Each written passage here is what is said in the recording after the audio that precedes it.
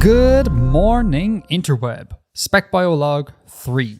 We are, as always, continuing to warble our fictional planet here, placeholder name Kretak, cramming it full of cute little critters. Last time around, we created our ping pong ball sponge inspired animal body plan, this cheeky chappy here. This time around, we're going to start working on a plant body plan. But first, quick shout out and plug here to a channel called Project Solare, fellow ping pong ball sponge admirer. I haven't been able to verify this, but I may have scooped them. I don't know who got to this ping pong ball sponge idea first, me or Project Solare, but in case I did scoop them, let me make it up by plugging the channel Project Solare. Everyone should go check it out. Like, subscribe, all that fun stuff. Ping pong ball sponge lovers, unite. Okay, with that all said, let's make some plants, shall we? So, unlike last time, I don't really have a strong idea as to what my ancestral plant, my ancestral autotroph will look like, short of it needs to be teal coloured. But I do have a pretty good idea for a species of modern plant, so I'm going to outline that, and then maybe I'll be able to back solve from there to get to kind of our ancestral state. So the basic shtick, I was thinking, imagine a dioecious species of plant, so where there's distinct male and female plants that exhibit extreme sexual dimorphism. So I was thinking maybe the female plant could be like a tree, something like that. That's our female, and our male is just like a diminutive vine type thing. Not to scale obviously here, but think like oak tree and ivy. And taking inspiration from the way some ferns work and how the green spoonworm works, I was imagining maybe our female tree excretes some sort of chemical or pheromone or whatever that has the effect of turning all fertilized gametes in her vicinity into males. And then these male ivy-like things would grow up the female's trunk and attach themselves to her gamete sites and just continuously supply the tree with gametes. Something like that. These circles here being kind of gamete sites, not to scale, and all these lines here being the male ivy things. And there'd be tons more of these obviously coming into her, like that kind of thing. So I thought that was cool. And then I was like, well, if we imagine these trees forming a fairly dense canopy, right? Not a whole lot of light might get down to the surface. So maybe we could justify the males losing autotrophy and switching over to saprotrophy, so just feeding off debris on the kind of forest floor. So she would be an autotroph, and these would be, I'm going to spell this wrong, saprotroph? Sure, that'll do. So we get extreme sort of morphological dimorphism between the sexes, but also dimorphism in terms of feeding modes. One's an autotroph, one's a saprotroph. I think that's pretty cool. I'm not sure how justifiable that is, but sounds neat to me anyways. Oh, and then the other thing I wanted to do was to make the female tree essentially be bamboo. So she'd be hollow with sort of nodal segments. So let me just sketch that. So something like that. So that's like a cross section here. Basically a hollow tube with these sort of bracings at sort of nodal points. Exactly like bamboo. And then it will be at these nodes that either her gametes will form, as sketched up here, or branches can extend. Or both, because I guess we could just have gametes form at kind of the intersection between the branch and the main stem. So all the action is happening at these nodes, and our male then will snake its way up and meet the node. Cool. All right, so that's the idea. Assuming that isn't complete trash, let's see if we can figure out an ancestral state. Oh, wait, no, I jumped the gun. We're going to need to figure out this chap's life cycle first. So it is time to talk alternation of generations. I am not looking forward to this one. Alternation of generations just confuses the hell out of me. Links in all the usual places to an explainer video on alternation of generations. I'm not going to do it here just to save a bit of time, and also I'll probably get lots of stuff wrong. Check that video out, come back here, you know the deal. So let's assume that our tree thing here works just like most earth plants. So we'll assume our male and female tree and vine thing, these are the sporophyte stage of the plant's life cycle. So these are going to be diploids. Then they'll release some spores because they're sporophytes. I'm assuming, I don't actually know the answer to this. If we have a distinct male and female, will we get distinct kind of air quotes male and female spores? I know you can get like megaspores and microspores. Maybe that will occur here. So there's some spores, right? I assume the female tree makes the big spore. The male vine makes the little spore. I assume that's what happens. And then those spores will go on to form the actual gamete-making organism thing. Again, I assume this would have to be 2 of them. So shapes don't really matter here. I'll just there, some organisms. This chap is male. Oh, this is all getting very tight. Right, and these are haploid.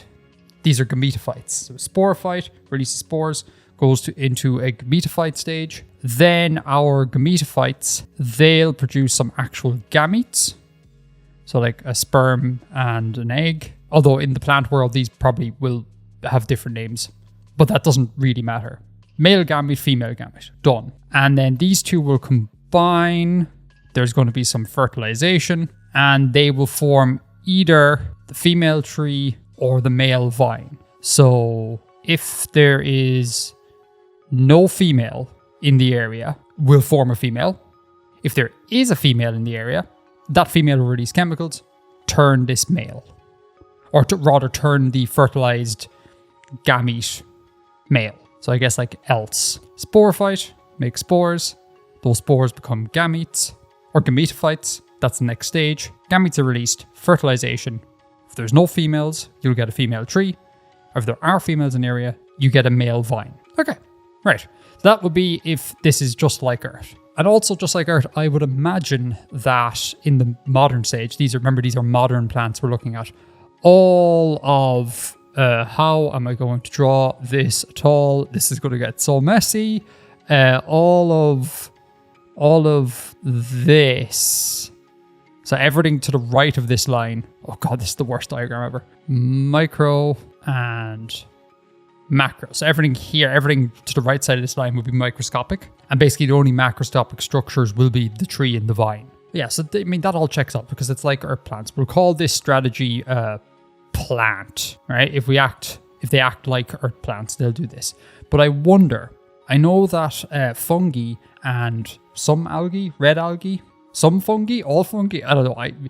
Some fungi, some algae do the reverse, where the macroscopic stage is the gametophyte and the microscopic stage, or the much smaller stage, is the sporophyte. So I wonder, can we do something like that? Or is that really weird? Let me sketch it out. I'm going to sketch it out and we'll see what it is. So again, we have our female tree and our male vine. Except this time, these are gametophytes. Their cells contain only 1 copy of the chromosome. Being gametophytes, these will release gametes. So female gamete, male gamete. Fertilization occurs, and then they'll fertilize into the next life stage, which is a sporophyte, which is diploid. And then I guess maybe they could fertilize, or they could create a monoecious organism, because up here is dioecious. So this could create some sort of monoecious organism. Possibly, maybe. These release spores. Again, probably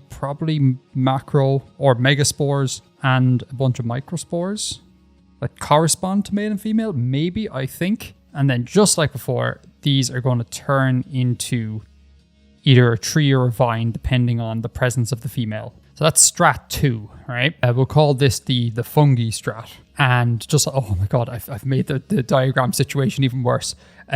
So actually, no, it's the same situation. So yeah, I can't really fit a line in here. Just macro. These are macroscopic and everything else is microscopic, which seems trivial, but to put it into kind of like human terms or animal terms, this would be almost sort of the equivalent or kind of roughly analogous to our sperm and egg cells, like multiplying and turning into a big giant tree and a vine. And then actual like us, like the diploid organism, will be this tiny microscopic thing, which is like wild, which is weird. But apparently fungi do this, so that's nuts. Here's where I run into maybe the limits of my knowledge. I don't know whether or not I can freely pick and choose between these. Like obviously I can choose the plant strategy. It happens on Earth. Dominant sporophyte stage. That's fine. That's non-controversial. I don't know whether you can just switch these roles. Like, that's cool, but it might be like, system breaking cool. Give me a beat. I'm going to do some research. Okay, so I skimmed this chap here, and this chap here. And they seem to sort of confirm what's on Wikipedia, which states that like an advantage of being diploid dominant, so the sporophyte being the dominant phase of the life cycle of the plant, is the ability to mask deleterious mutations. So I take it what that means is if you've only one copy of a chromosome, like this boyo would here, if a mutation occurs, it'll just like be immediately expressed, which is great news if the mutation is beneficial, but if it's not beneficial, it's very bad news. Whereas if you've two copies of the chromosome, I think, again, this is what's being said, one might carry a negative mutation, but that could be hidden by the second copy. So it's like greater security, I think. Maybe this is not the way to go. The fungi strategy is not the way to go. That's sad, because like giant sperm trees, how fun would that be? I don't know. Any botanists watching? Any reason why I can't do the fungi strategy? Let me know, and we'll do a part 2 if needs be. But I think for now, I'm going to proceed with just treating them like earth plants. That's probably the wisest, right? Yeah. Okay. Let's go with that. Now let's finally backsolve and see, can we find an ancestral state? So I'm thinking the best thing to do is to probably try and come up with some sort of moss-like thing, like a bryophyte. I'm imagining like early colonization of the land, some sort of green scum attached to, rocks and riverbanks in proximity to water, something like that. My immediate thought is I'm thinking blobs. So some sort of blobs like this. Overlapping, interlocking, sort of nondescript sheets of kind of fleshy teal material. And imagine this on a rock, right? There's a rock, and then here's some water, a little tidal pool or whatever. I'm imagining these fellas, and we want the gametophyte to eventually like dwindle away into microscopic irrelevance as far as I'm concerned. We should probably make sure then that the sporophyte stage has some proto features of our modern tree, so it can develop from there. So immediately I'm thinking that these blobs are the gametophyte, because they're just like a hunk of fleshy material. And I suppose with, it doesn't actually matter, but like with like little proto root things just to cling on to the surface. What are they called? Rhizomes? Something like that. Again, I'm sorry, botanists. The botanists will put me straight. How delightful. And if we assume these are, dioecious, these are male, there's male and female versions of these. So if we zoom in on, let's say we zoom in on one of these, we'll do a sort of side view here. So this is like the ground or the rock or something, and this is a view of our blob. And it'll continue on in this direction, or rather in these directions. Little rooty things. Okay, right, so that's its body there. So if this is a male version, I'd imagine we'd have some sort of like little lump, little divot that forms, and like the male gametes form in here. Yeah, the idea being that, when the tide comes in, or when there's lots of water in the environment, the water will come along and take this and yeet it away, releasing the gametes into the water. Now the female version, I'm going to assume is maybe something like the opposite, maybe. Like there's a little divot or something. And these male gametes get released and they swim over, and there's an egg produced here. Again, it's probably not the correct term, but they'll swim over and they'll pop in here and fertilize the egg. So that's our fertilization stage. And then from here will emerge the sporophyte. Sporophyte? You get what I mean. So each of these fellas here will have like little chimney type things, or little divots. Right. Something kind of like that. I already don't like this. I'm pretty confident this is an organism that already exists on Earth, but hey-oh, let's keep going. So now the sporophyte that emerges, we want to give it traits of our proto tree here. So I'm thinking out from one of these sheets will emerge a stalk. Let's make it bigger. This is all not to scale. Will emerge some sort of stalk. Like in actuality, it's probably going to be like a little tiny little thing like popping up here. But just so we can see what's going on. So some sort of stalk will come, but that's going to be like a proto stem. Maybe we can make it noded like bamboo, setting that as an ancestral condition maybe. something like that. And in this tree, we had like lateral sporangia. We didn't have like the gametes forming at the tippy top. They're kind of along the trunk. So we want to try and emulate that here. So we don't want gametes forming there, right? So I'm going to say that, yeah, just much like the modern tree, along these nodes, some gametes form. And then once again, the water comes in, hits these things, yeets them over. They don't germinate. They do stuff. I don't understand plants at all. They do stuff and then they turn into the plate-like material and the cycle continues. Oh, and this is our sporophyte. So 2N, 2 chromosomal copies. So how adaptable is this? Oh, I actually had a small idea. So from these nodes emerges like a proto-branch. These are tiny, so calling it a branch is a bit weird. But yeah, some sort of proto-branch. And along the proto-branch, a bunch of spores form, right? Oh, and maybe just for the crack. Just for the crack. Let's say that this branch does, like, it droops down. Just because I want to make it an interesting shape. Like, clearly the obvious thing to do is just put the bloody spores up the top. But just to try and make some sort of interesting looking shape. Let's say this, like, proto-branch droops down. And again, the spores form all around it. And this happens everywhere along all of these bits here, or however many of them. I don't think we need to have all of them. Such that at the end of the day, we kind of end up with a homogeneous sort of packet of spores made up of these individual like drooping branch type things along here. I'm thinking kind of like a reed, right? Like the head of a reed. It is a reed that have these. Yeah, reeds have these, don't they? Hold on.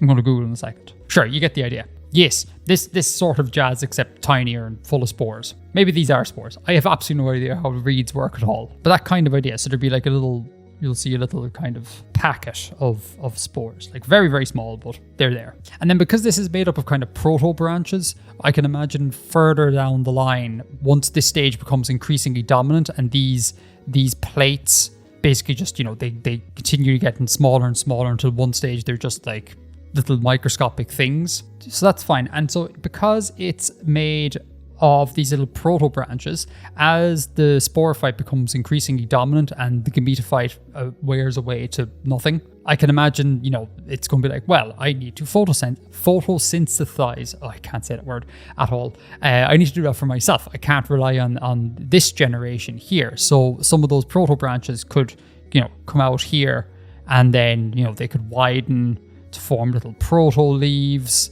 etc., etc. And then we are totally on our way to doing this fella. And I think there's room for a ton of variation here, because we could say, maybe much like with, I think, bamboo, each of these kind of sections is like a growing section. And so maybe if the sort of genetic code is purely make stuff here, you have two options, buff gametes or spores or buff a branch. And then if that's the case, we could vary this up. Like maybe one line goes on to have like a leafy structure up top with the gametes underneath, or another line pushes the gametes higher up and there's more leafy structure down below. So I think we have lots of flexibility with having these sort of like lateral sporangia, lateral kind of gamete sites. I keep using the word gamete, but these are spores. Plants are so confusing. Botanists, how do you do it? It's like a fever dream. Yeah, something like that. There's a female gametophyte thing with the sporophyte coming out of it, and two masculine ones in the background. Delightful. But I'm pretty sure this is basically something that already exists, but plants are hard. Like liverworts here. It's got to be... I mean, yeah, look at this boy. That's effectively what we're doing. Other than the sporophyte is a little bit different. Oh boy, that's triggering. Whew. Oh, there's so many little holes. Oh no. Nope. Much better. Ugh. Right, so final thing to do is just run the checklist just to make sure we cover all our bases, and then we're done.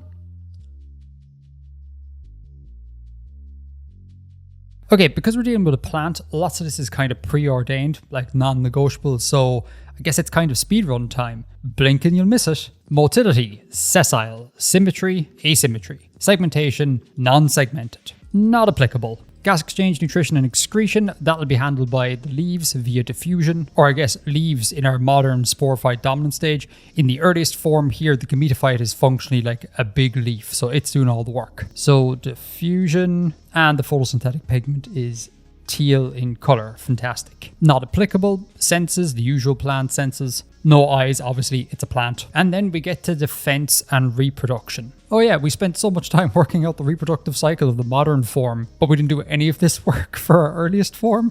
My bad. So, what do I do? I have ideas. All of them probably terrible. So I'm thinking maybe we could tie reproduction and defense, or at least future defense, up together. Bear with me. Okay, sorry, I just sat here in silence for ages drawing. I really should have been commentating. But let me talk through what I got here. So phase 1, this is our body plan phase. Here's our sporophyte. It gives off non-differentiated spores, and those will become either a male or a female gametophyte. And let's say that's environmental sex determination based on population dynamics. So if there's like tons of male gametophytes around, a female will be spawned, and vice versa, just to keep everything kind of in equilibrium. And then from here, it's normal. They release the gametes, fertilization, and you get another sporophyte. And because I'm kind of thinking this as being an isogamous organism, like all the spores are exactly the same. There's no kind of like sex determination going on here. Just another sporophyte is made. So that's the body plan. Then I'm thinking we bring in the sex changing chemical hormone thing. Kind of don't want that to be in the body plan. It'd be nice if that was like a feature of a certain clade of plants and not a characteristic of